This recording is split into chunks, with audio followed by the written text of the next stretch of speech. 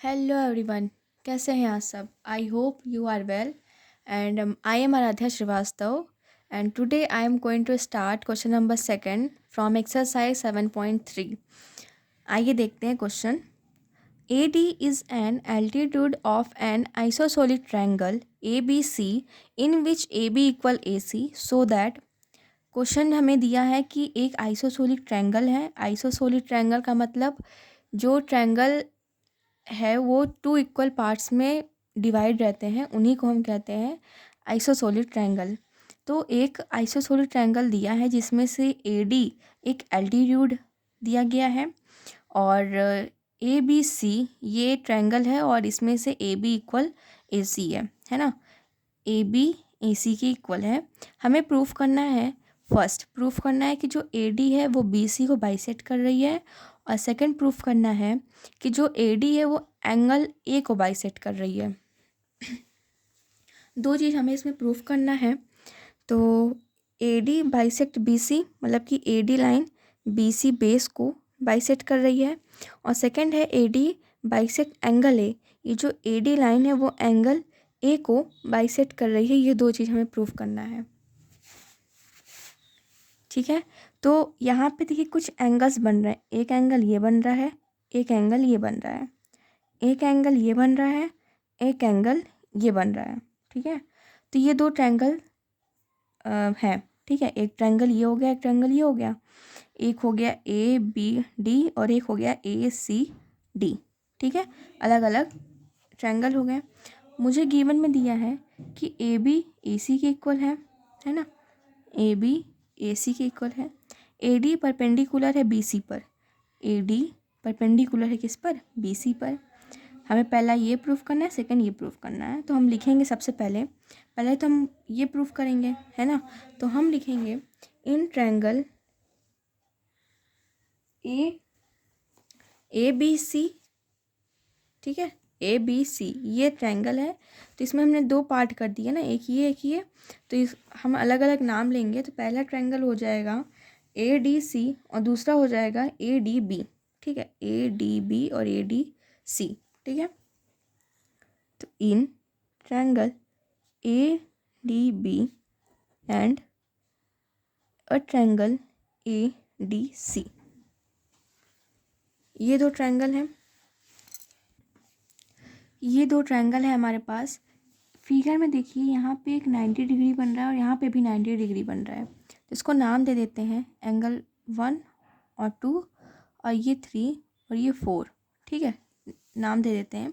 तो यहाँ पे जो 90 डिग्री बन रहा है, ठीक है, इधर ही बन रहा है, इधर ही बन रहा है, यानी कि ए डी बी में भी बन रहा है, ए डी सी में भी बन रहा है।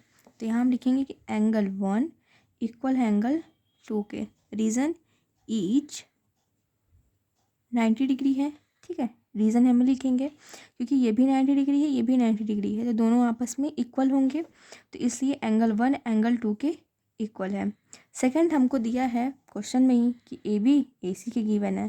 तो हम ये लिख देते हैं ए बी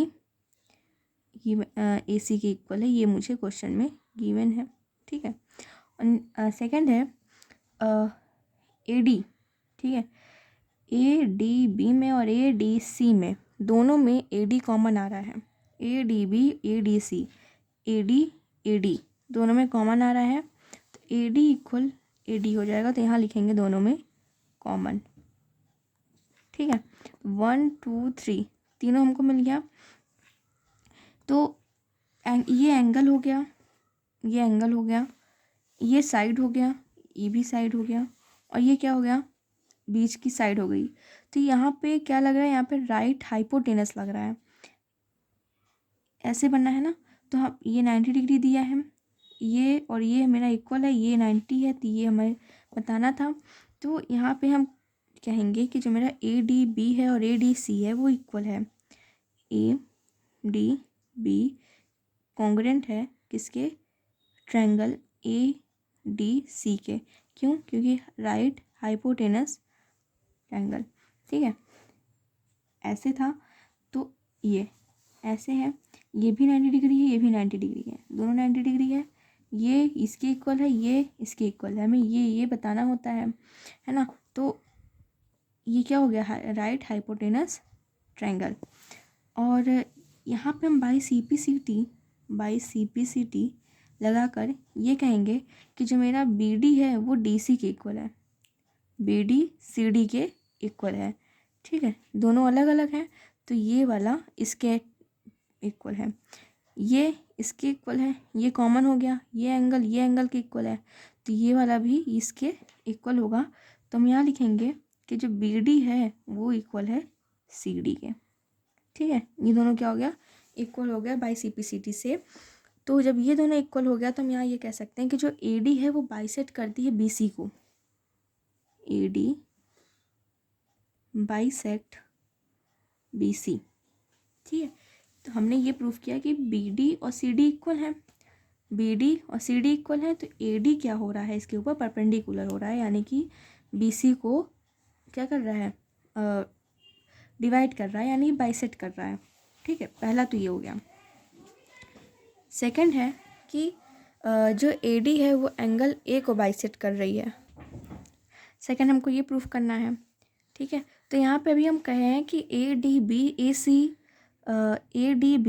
डी सी के इक्वल है ना, A D B A D C के इक्वल है। लेकिन अगर यहाँ कहें कि B A D C A D के इक्वल है, B A D C A D के इक्वल है। ठीक है, दोनों में क्या है, दोनों में सेम पाथ कवर कर रहे हैं ना, इसमें भी ऐसे करके ऐसे हैं, इसमें भी ऐसे करके ऐसे है, यानी कि B A D C A D के इक्वल है। हम ये कह सकते हैं ना कि जब मेरा ए डी बी और ए डी सी ही इक्वल है तो हम ऊपर ले लेते हैं, है ना, कि बी ए डी और सी ए डी के इक्वल है, बी ए डी इक्वल होगा सी ए डी के, है ना। तो इसमें हम क्या कह सकते हैं कि एंगल ए मेरा क्या हो गया, इक्वल हो गया।